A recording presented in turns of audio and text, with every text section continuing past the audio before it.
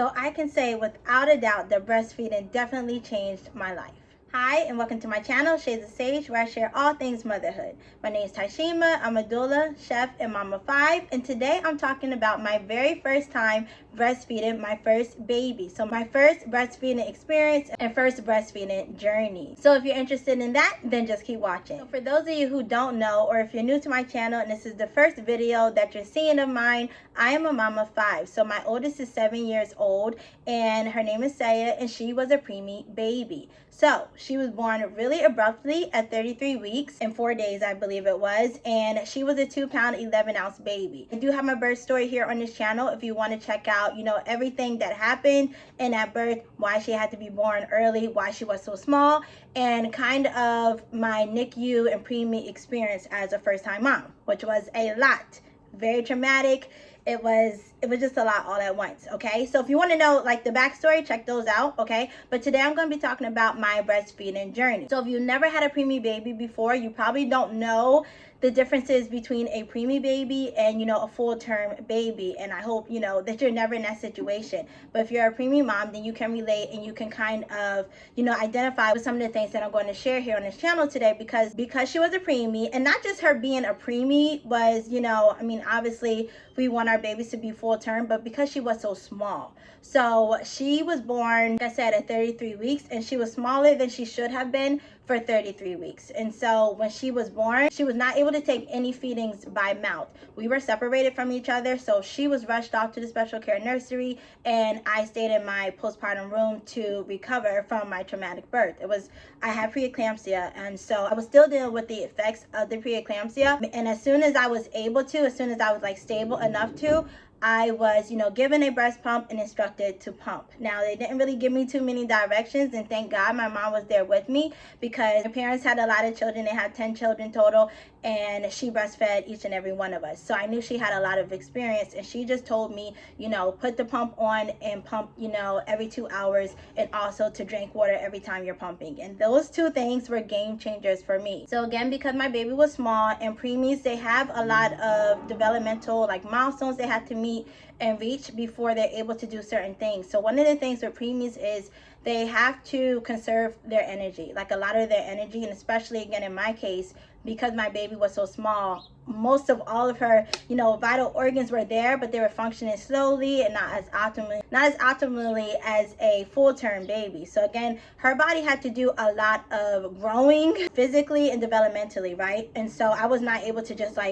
straight feed her from the breast. Now, I did get colostrum. That first time pumping, it was very encouraging for me, because again, this was my first time breastfeeding, my first time being a mom, so it was a whole bunch of things thrown at me at once. But I also am very grateful that I took a becoming a mom course, and it was actually offered by my local family care center that was here in the community. So it was free for me. It was a group of us moms that were there. I believe we were all first-time moms, and we talked about how to prepare for labor and delivery. And one of the big components for that becoming a mom course was breastfeeding. So we got a lot of information about breastfeeding. So I wasn't going in totally blind, but I knew that breastfeeding was something that I wanted to do. Like, that was a no-brainer for me. I was going to breastfeed my baby. And so because we were separated, and because she was not able to take feedings by mouth yet, she also had an NG tube. For those of you, again, if you're a preemie mom, you know what I'm talking about. But that's basically a tube that's inserted up the baby's nose that goes down into their throat and then down and directly into their stomach. So that's how she was able to get breast milk that way. And I remember when when I was able to talk and function and all that, they asked me if I wasn't producing enough, if I would be okay with using donor milk. And I said yes, absolutely, because I knew that human milk was going to be the best thing for her. Now, I didn't have that much experience with preemie babies. Like, I didn't really know what all went into it. That's not something that they teach you a lot. So let me know if you want to see an updated video on preemie babies, or parents that have premature babies, what to expect, that kind of thing. I have a video, like I said before, but let me know if you have any other additional questions after this video. Also, if you haven't subscribed, click the bell below so you get notified every time I upload a video. It is a totally different world than a baby that is being born full term. So another thing is she had to maintain her temperature, she had to maintain her her heart rate and things like that. So I just pumped around the clock. I was pumping because, like I said, that was my goal, that was my dream, to breastfeed my baby. And I did sign off for the donor milk, but thank God I did not need it at all, because let me tell you something, when they said pump every 2 hours, I did it faithfully like clockwork. I actually had an alarm on my phone that would wake me up, and I would pump. Like, I did not play around with that. And I noticed that as the days went on, obviously, you know, it transitioned from colostrum and then transitional milk and then the full mature milk. And I was pumping a lot at a time. Like, I had so much milk for my baby. I was so happy and so proud of that, because I was a stickler for my pumping schedule. And I do think that that really changed the course of things for me and for my baby, and just has definitely like really boosted my confidence in my own body from then on, even up until now. Like, that first experience, it was a lot to go through, but it helped. So yeah, I just pumped around the clock. I stayed in the hospital for a week postpartum, so I was able to go back and forth. So whenever I was awake, or whenever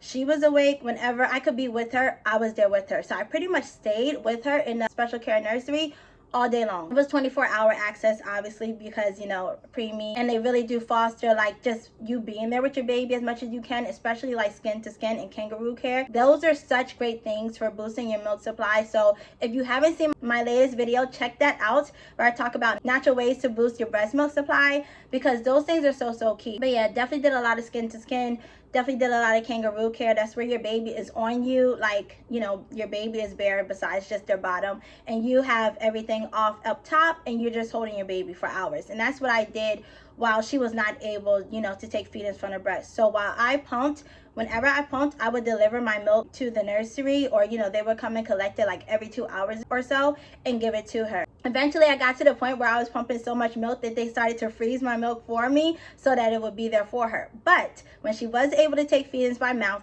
that is what I did. And the first time breastfeeding her, oh my gosh, it was such an amazing experience. It was so incredible, because that is what I was looking forward to. Again, I pumped, you know, while she was, you know, she had the tube. And when I did breastfeed her for the first time, like actually physically put her to breast, she still did have the tube. So one of the biggest things is they want to make sure that baby's eating however possible, right? She was getting my breast milk, and it was fortified with a, I think NICU is what it was called. So it's like a powdered substance that is supposed to boost the calories that they're getting through your breast milk if you're breastfeeding and all of that.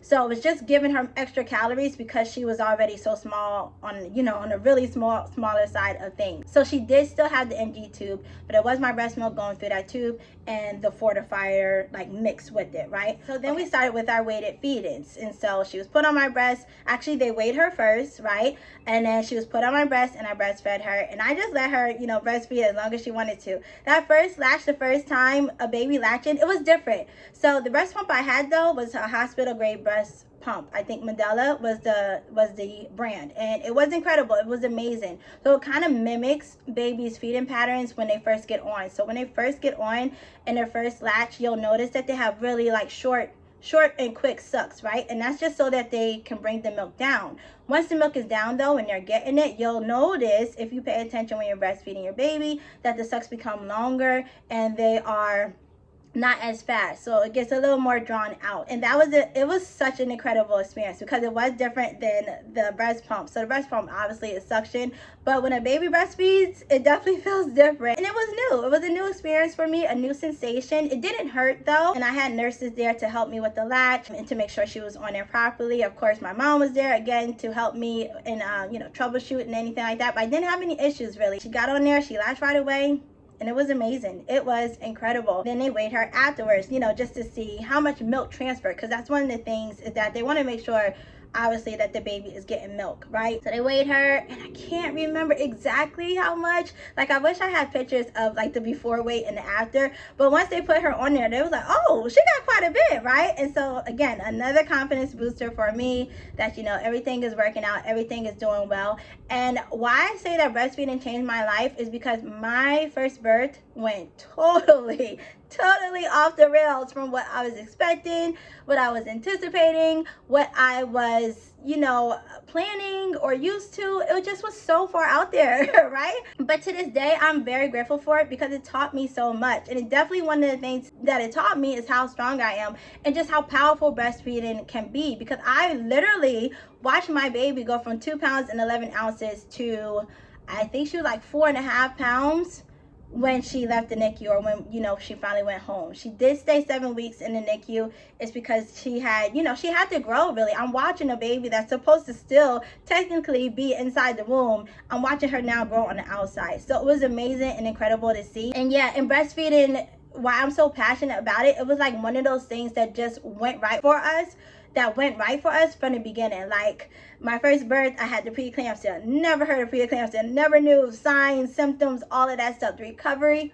hard. Going home without my baby, once I finally was discharged, she was still there, right? So I was discharged a week postpartum from giving birth, but she had to stay the additional 6 weeks. And while I was there, it was kind of like, oh, I'm wheeled down. At a certain point, I was able to walk down or whatever, but then I had to go home, which meant I was going to the hospital every single day to be with my baby, to see her, to breastfeed her, to do skin to skin, to do kangaroo care. And I stayed there all day. I'm not lying. I stayed there all day to be with her. Whenever I was there, I breastfed her straight from the breast. No, there was a couple of times there was bottles used, again, because I was pumping. When I was away from her, I was pumping, right? So I had a lot of milk, and we did do the bottles, because obviously she needed milk when I wasn't there. She did still have the ND tube. That was taken out a little bit later, as we were able to consistently rely on her taking her bottle feedings, and she did amazingly with the breastfeedings. But the bottles were more so for when I wasn't there, and I did have the milk available for her. So when I would go home myself,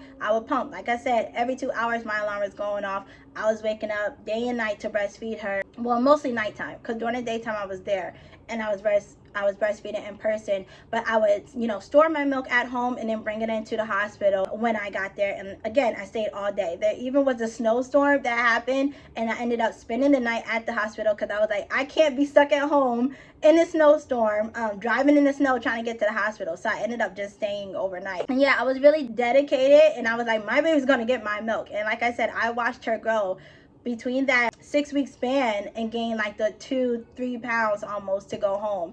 And it just was amazing. So yeah, it even got to one point where the hospital told me to start bringing milk. They were like, we have enough in the freezer here for her, and you're here most of the time anyway, so just keep your milk for when you go home. And so that's what I did. And when she was discharged, I'm telling y'all, oh my gosh, they had 2 like little freezer bags of milk full for me to take home.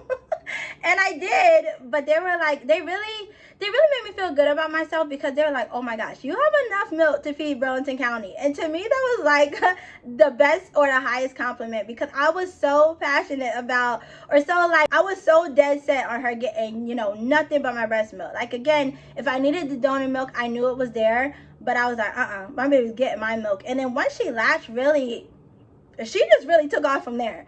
And that's why I'm a big stickler for like putting your baby to breast and feeding on demand as much as possible, because I have seen the effects of it from her all the way, through to my 5th child that I'm currently feeding now. She's 8 months old, and that's what I do. That's what I live by, and that's what I'm going to recommend every single time, because there is no fair exchange, or there is no exact like alternative that's as good as it. Like, yes, I was able to get milk out from pumping, and I did get quite a lot whenever I did pump. I think like at least 2 ounces every time. I think 2 to 4 ounces every time from each breast. So I did have a lot of milk when I pumped, and when she came home, I was still like kind of keeping up the pumping schedule and still feeding on demand as well. I think I would feed her first and then pump.